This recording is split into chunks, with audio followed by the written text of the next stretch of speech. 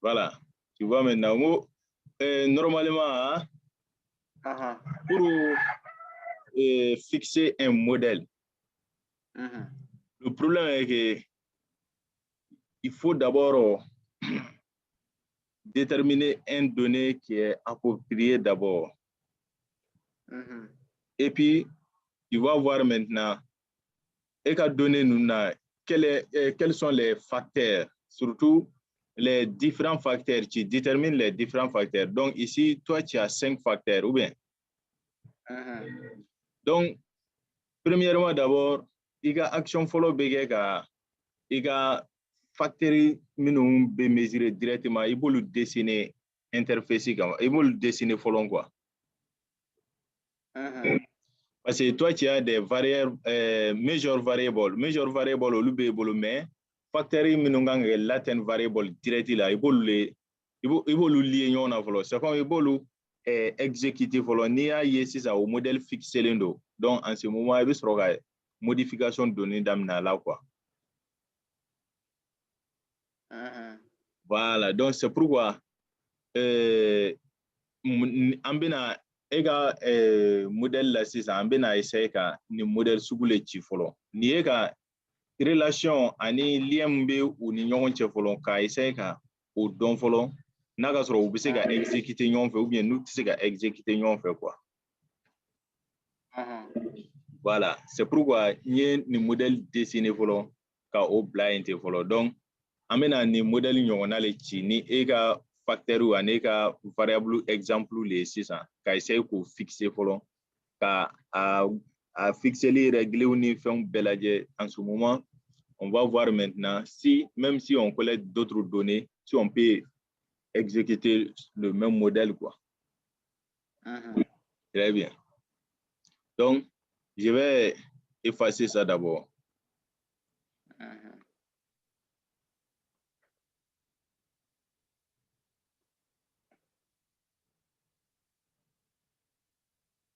Parce que hier, on avait eu le problème de fixer avec les mêmes données là. Donc, on va essayer de fixer ça aujourd'hui obligatoirement avec le même données là. Et on comprendra maintenant les règles de fixer un modèle.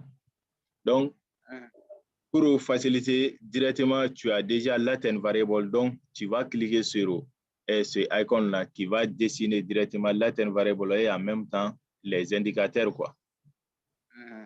Donc, on prend ça et on dessine ça c'est latent variable. Donc, quels sont les indicateurs? 1, 2, 3. Il y a 3 indicateurs pour ça.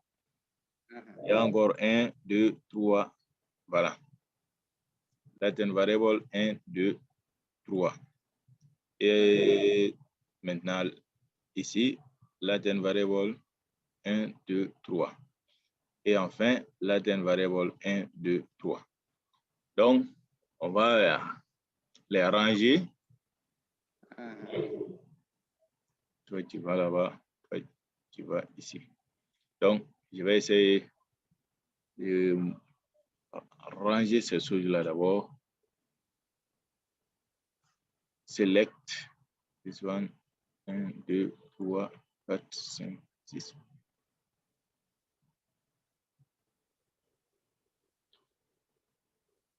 Et encore ici. Je select ici.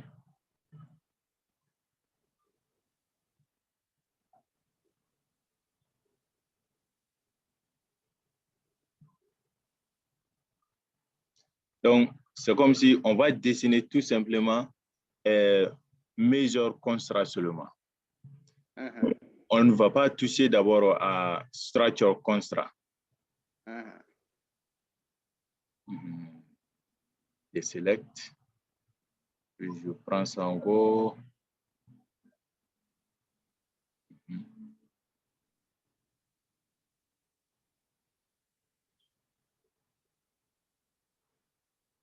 Je move, je mets ici. Je select ça encore. Pour l'instant, que je dois roter ça d'abord.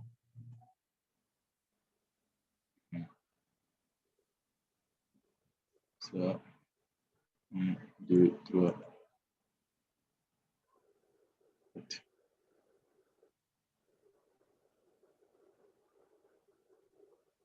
Tu vois, avec ça, c'est très rapide. Si on a déjà des facteurs, donc rapidement, on dessine avec latent variable, avec les indicateurs. Du select, du rotatus. Non, je vais sélectionner d'abord. Donc, si tu oublies de sélectionner certaines de ces parties automatiquement, tu vas voir que ça va faire le mouvement sans ça, quoi. Par exemple, si je prends comme ça, tu vois, voilà, tu vois. Donc, si tu veux que ça move ensemble, tu dois obligatoirement sélectionner tout.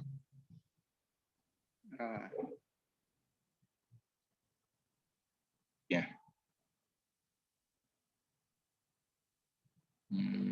Deselect. Maintenant, rotate. Bien. Je pense que c'est bien maintenant. On a tous les facteurs ensemble ici, mais seulement avec ce qu'on appelle major constraint. Donc, ils ne sont pas liés ensemble. Les facteurs sont individuels. Ça, c'est l'avantage même de l'AMOS. Sinon, avec SPS ne va pas faire ça. C'est pourquoi AMOS, la précision de l'AMOS est très pertinente, est plus pertinent que l'autre là, quoi, SPS. Ça veut dire que l'AMOS va préciser automatiquement ou encore les indicateurs là, quelle est leur précision même, leur poids même sur le facteur, sans avoir le lien avec d'autres indicateurs.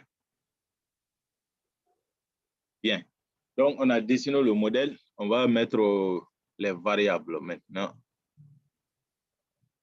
On a dit que pour ça, pour le premier facteur, on a 3 indicateurs, FLI, IL2S, SI. Et pour le deuxième facteur, on a FH, PL, MD. Pour le troisième facteur, on a IA, IS, IA. Et maintenant, pour le quatrième facteur, IT,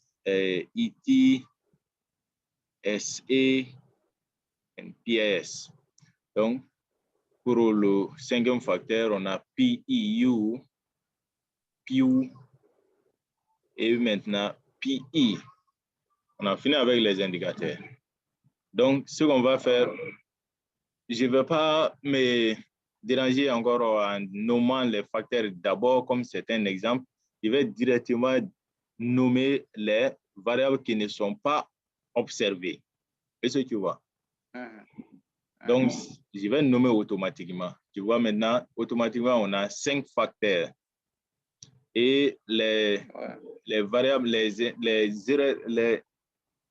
les valeurs des erreurs qui vont être exécutées si on exécute, donc leurs variables aussi, c'est à peu près 15. Donc, cela est relatif avec les variables des indicateurs ici. Chaque indicateur doit avoir automatiquement un terme d'erreur, quoi. Parce qu'on ne peut pas mesurer sans erreur. Voilà. Les erreurs là, ça veut dire quoi exactement? Voilà. Les erreurs là, c'est comme si par exemple, si tu mesures quelque chose, ce qui va rester là, ce qui va rester avec, par exemple, si l'indication, comment dire, si le poids des facteurs premiers, si cela doit impacter sur SI, par exemple, ici. Mais ce que le facteur premier là va impacter sur SI ne va pas combler la valeur même de SI à 100%. Si je comprends, c'est comme si y a toujours major error. Ça dit, En statistique, il y a toujours ça, quoi. Ok, donc c'est pas à 100%. Mais Voilà. Tu as compris maintenant. C'est c'est pas à comme s'il y a, 100%. il y a toujours Effectivement. une marge qu'il faut passer. Ok, je vois maintenant. Voilà. C'est pourquoi il m'a p-value, il y a la probabilité, p-value. Oui, probabilité. Voilà, il m'a p-value est 0,05. Ça veut dire que 95% au lieu exprimé avec le reste. Donc, 0,05 sur le droit. Ça veut dire que tu peux dire le problème là à 95%. Et même, ce n'est pas à 100%, quoi. Oui, je vois. Mais si le p-value est égal à 0,01, donc ça veut dire que tu peux exprimer le problème là à 99%. Il n'y a pas de 100% quoi, d'explication, quoi. Oui, je vois. Même avec l'autre là, significant. On dit que même si c'est 0,000, ça ne veut pas dire que c'est à 100%. Voilà, c'est ça même la statistique, quoi. Ok, je vois. Voilà. Donc, Amosi, là, directement, Amosi va B à K, m'a expliqué si ça, factoring fait sur SI, allez beau, m'a expliqué, allez le beau, ou les blayants fait en quoi. Donc, on appelle ça erreur. Ça veut dire que au Kanga expliquer facteur grave ou bien problème grave, mais ce n'est pas ce facteur-là qui va expliquer comment dire, le reste là, quoi. Voilà, oui, irréterminé, quoi. Voilà, donc on a dessiné notre modèle, voilà, on a dessiné notre major factor d'abord. On appelle ça major model. Ce n'est pas, comment dire, structure model. Très bien. Donc, on va voir maintenant, et c'est notre major model, et c'est un indicateur, un facteur, et c'est réellement ces indicateurs-là expliquent ou encore ils reflètent ce facteur-là. C'est comme si ce facteur-là est le reflet même de ces indicateurs. Voilà. Donc, on va voir tout de suite. C'est que ces indicateurs-là vont désigner comme poids sur, pour la création de ce facteur-là, quoi. Voilà.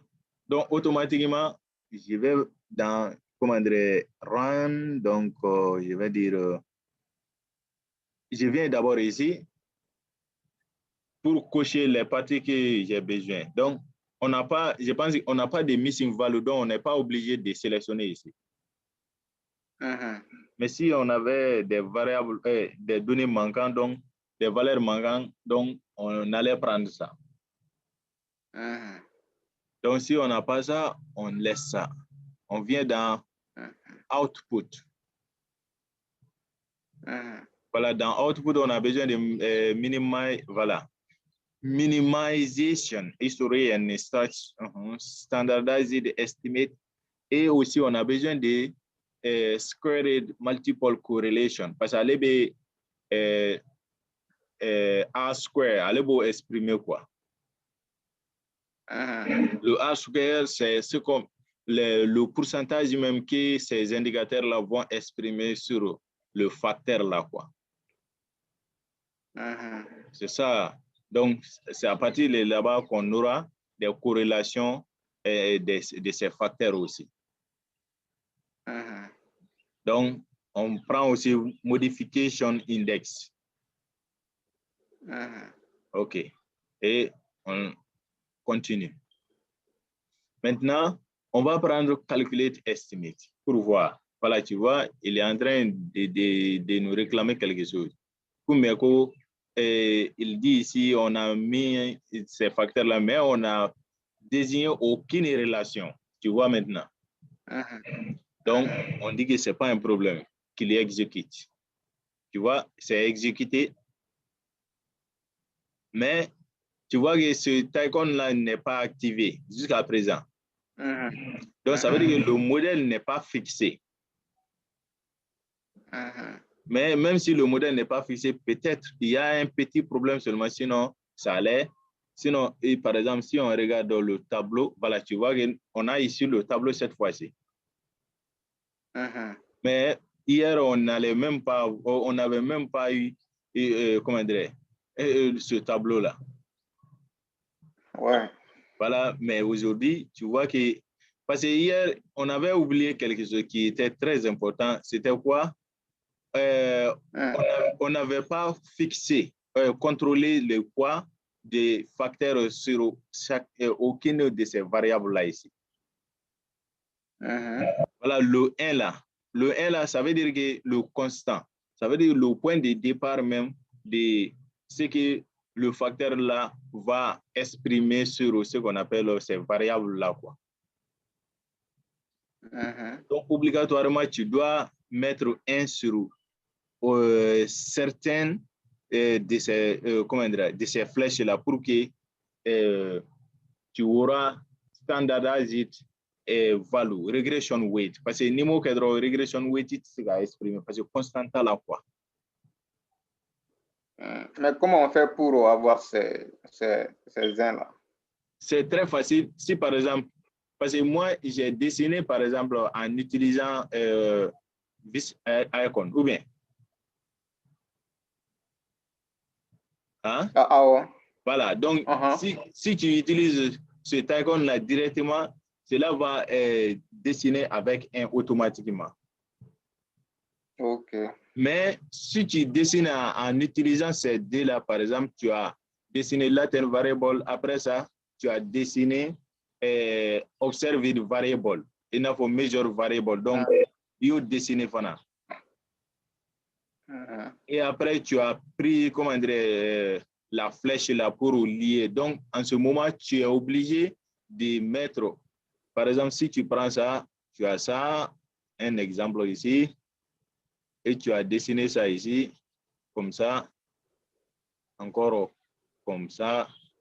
Donc, et après, tu as pris ce flèche-là et tu as lié comme ça, ou bien. En ce moment, si tu veux mettre 1 sur ça, tu cliques sur la flèche là où tu veux contrôler. Donc, tu cliques comme ça. Tu mets le curseur là-dessus et tu cliques. Généralement, tu cliques ou même double-clic, généralement, quoi, parce que one click, généralement, tu as activé, quoi. Bon, on a activé une chose là, c'est ça, il m'a texte, paramètres, color, format, visibility. Donc, il y a un paramètre là, quoi. Si tu cliques sur paramètre, tu vois regression weight. Donc, tu vas mettre 1 ici. Et tu vois maintenant ce 1 là ici. Oui, c'est apparu. Voilà. Donc, ça veut dire que le poids même de ce facteur-là, donc, ça va commencer par ce variable-là. C'est comme si tu as multiple regression. Le variable follow, donc, la première variable là, c'est là où la régression va commencer. Ça, c'est x1, x2, x3. Donc, ni intercept tout fait la 6 endroits. Le constant, nous, au fait endroit, donc variable, tu peux régresser au lécancata. Oh, ouais. Voilà, tu vois. Ouais. Il va ni exécuter que souvent, tu vas voir que le contrôle que tu as fait là, peut-être cette variable-là n'est pas trop exprimée, par exemple, n'exprime pas trop dans notre modèle. Donc, tu vas effacer le 1 là-dessus et tu vas mettre 1 encore sur une autre flèche que tu veux contrôler. Par exemple, si le poids de certains de ces voilà, si le poids de notre facteur est très élevé sur certaines de ces variables-là, surtout, il y a une partie même dans PPT, je vais montrer ça pour que tu puisses comprendre ça. Donc, je vais partager cette partie-là. Parce qu'il y a, comment dire, une certaine règle pour fixer quoi.